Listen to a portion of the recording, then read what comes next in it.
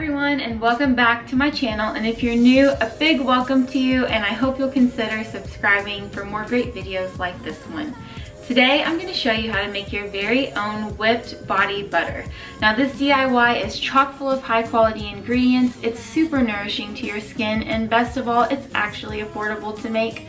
So without further ado, let's jump into it. Okay, first things first, let's talk about the ingredients. So the first thing that you're gonna need is shea butter. I use this 100% organic raw shea butter in my recipe, and it comes out great every time. You're also going to need either raw mango butter or raw cocoa butter. Now these are interchangeable in the recipe. They both serve the same purpose. They're high in vitamins A, C, and E, and they kind of contribute the same texture.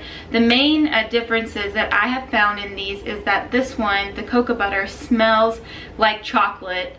So if you're going for more of like a vanilla or a chocolate scent, or something on the savory side, I would go with the cocoa butter. And if you're going for something fruity or floral when you add your scent or unscented, I would go with the mango butter. That's just my preference, but like I said, they're interchangeable. You can get either one.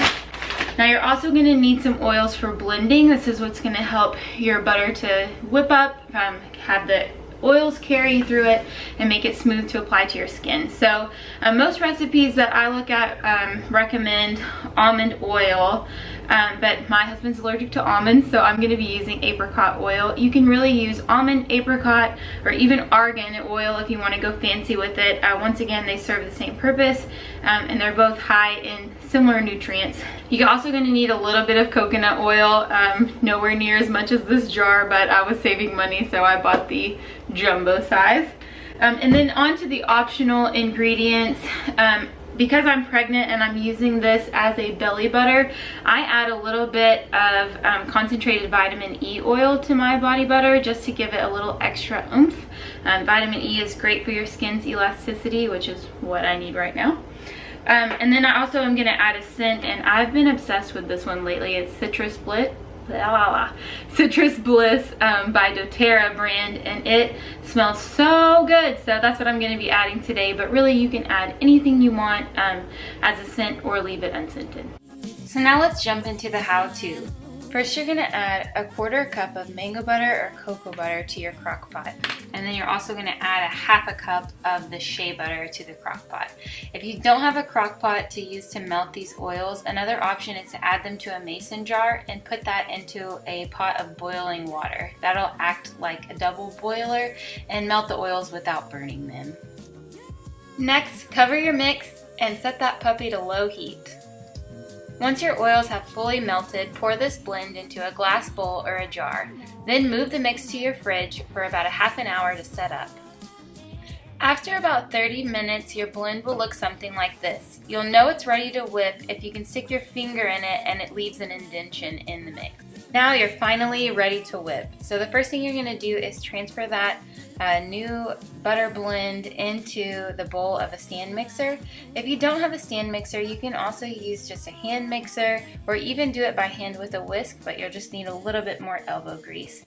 After you get all of the butter added into your mixing bowl, then you're going to need to add a 1/4 cup of coconut oil and a 1/4 cup of your blending oil, which I'm using apricot. If you want your butter to be a little thicker, you can cut the amount of coconut oil in half, and that will leave you with a little bit thicker consistency. Next, you're going to give this just a little mix before adding your optional ingredients, which are the fragrance oils and the vitamin E oil. So now that that's all stirred together, I'm going to add about 20 drops of my Citrus Bliss oil blend, and then I'm also going to add about a 1/2 teaspoon of that concentrated vitamin E oil. Now for the good part, you set that puppy on high and let it whisk away. I ended up whisking this mix for about 2 minutes and before it was fully set and done. Obviously, if you're using a whisk by hand or a different type of mixer, you may need to go a little bit longer to get the consistency that you're looking for. So once your mixture has lightened and is starting to form little peaks, you'll know that it's ready to go. The next thing you're going to want to do is transfer it into its final resting place. I ran out of wide mouth jars, so I'm using a standard mason jar today, but I do recommend using a wide mouth jar or a Tupperware. That way you could be sure to fit your hand in it and get it all out. You'll notice that the act of mixing this up actually adds a little bit of heat back into the blend, and so the way that it looks now is actually a little softer than it will be once it fully sets. To make it set faster, I usually just stick the jar back in the fridge for about 10 minutes, and by the end of that, it's definitely ready to go. You can store this on your shelf for up to 12 months. And a single batch will last you a long time. With this stuff, a little bit goes a long way. So that about wraps it up for this DIY video. I hope that you liked this recipe and that you'll give it a try. If you liked this video, please be sure to give it a thumbs up and check back often, because I will be uploading a lot of other great DIY recipes in the near future. So until the next one, adios.